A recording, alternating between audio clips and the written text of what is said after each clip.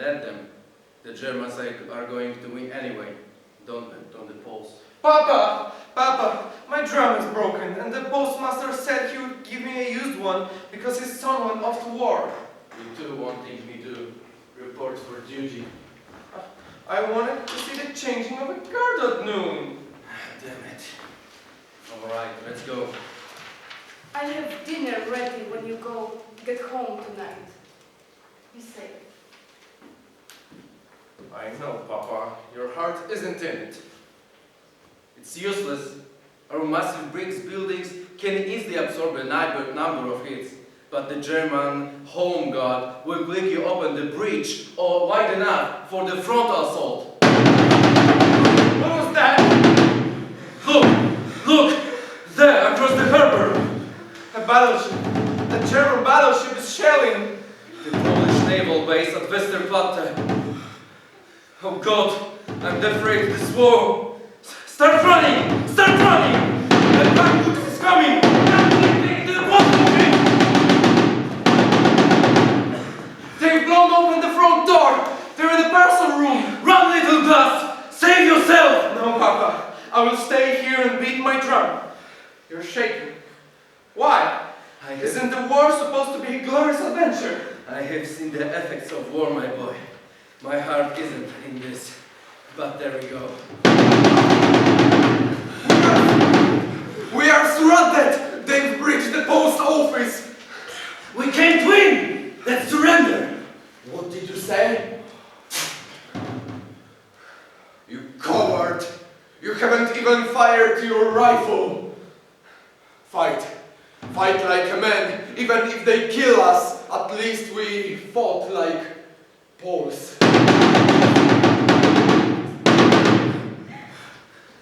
Where are hit? In my very humanity. You mean down there? Is everything still there?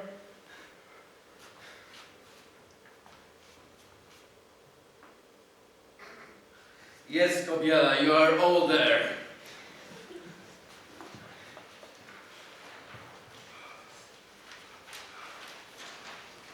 Have no fear. We will be saved.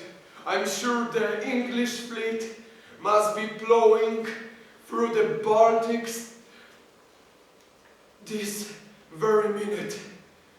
The other allies cannot be far behind. Come, you proud and mighty free Franks.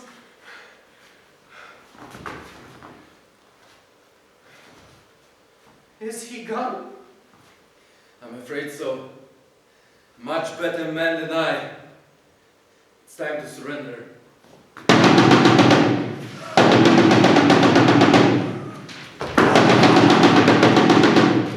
Hands up, you Polish scum!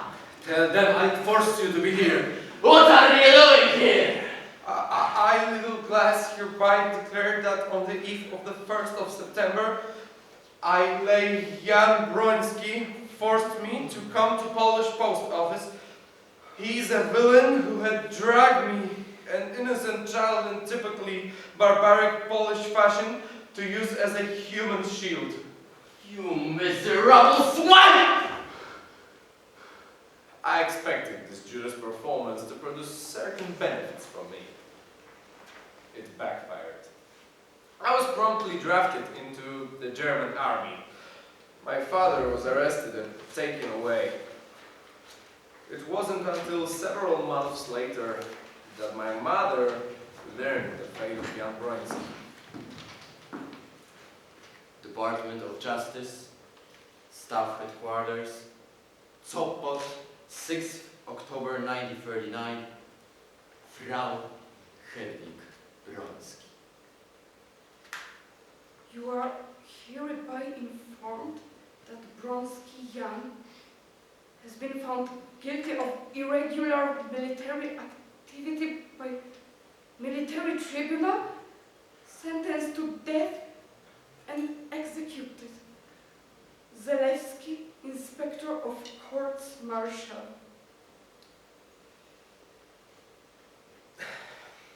The final pocket of resistance on Hela Peninsula surrendered.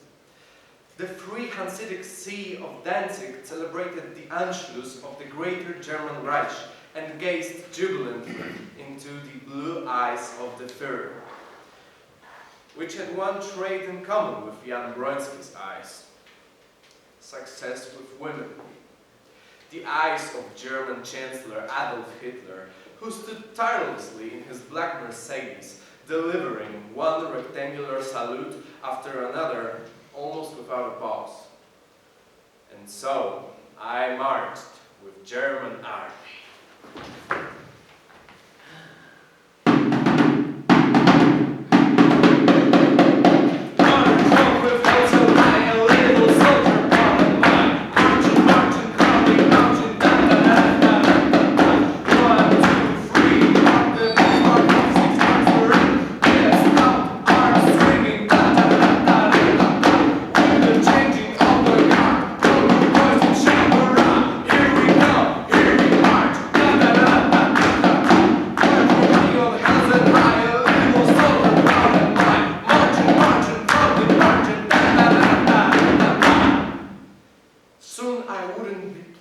But fighting for real. In March 1945, the Red Army fought, raped, and pillaged its way into Danzig, burning down churches. German Danzig became Polish Gdańsk once more. In 1945, there were 124,000 Germans living in Danzig, and only 8,000 Poles. The Germans were all expelled, and Poles from other regions like Lithuania and Russia came pouring in. In 1980, the strike in the Lenin shipyard in Gdańsk signaled the birth of solidarity and the death knell of communism. The birth of solidarity! I am a worker! And I am the boss. Comrade worker. Yes, boss. I'm afraid we're falling behind, and so we've got to work harder. Yes, boss. Harder! I can't work any harder, boss. I'm exhausted. And starting next month, we'll work an extra shift on Saturday. Will we get paid extra for the Saturday work, boss? No, I'm sorry.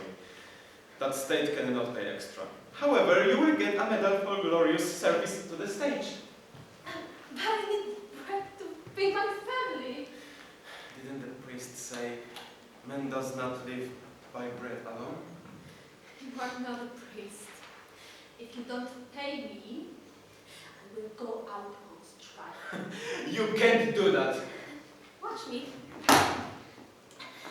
The Lenin shipyards are now on strike. And by the way, you are no longer the boss. What am I then? A manager, a functionary, maybe. Why? Because the factory is property of the state, which means you work for the people who are us. With what chick?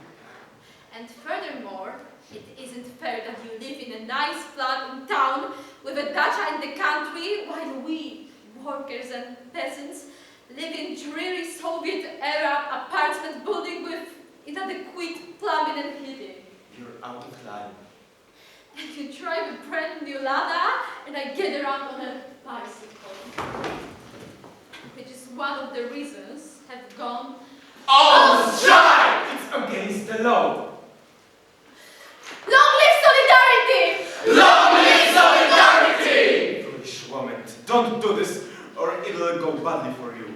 For all of us!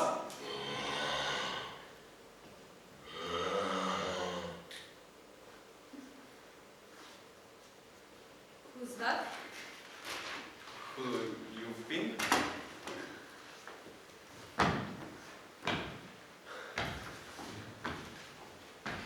Oh, comrade there. You startled me. Not to worry. I got it under control. No. This isn't anything like 1970. Peaceful demonstration. No violence. Everything's under control. No solidarity. No independent union. Out of the question.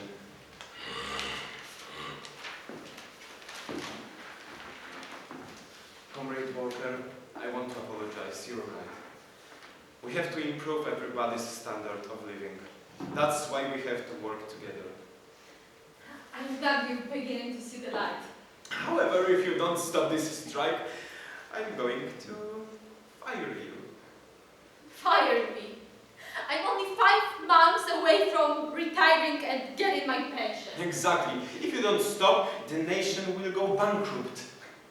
We stop the strike, you meet our demands. What are your demands? 1. Rehiring of Lech and me. 2. Increase pay and family allowances. 3. No reprisals for striking workers. 4. Creation of a monument to honor the 1970 victims of massacre by the police. You're driving a very hard bargain. A minute. You can't run this country without us. We can't pay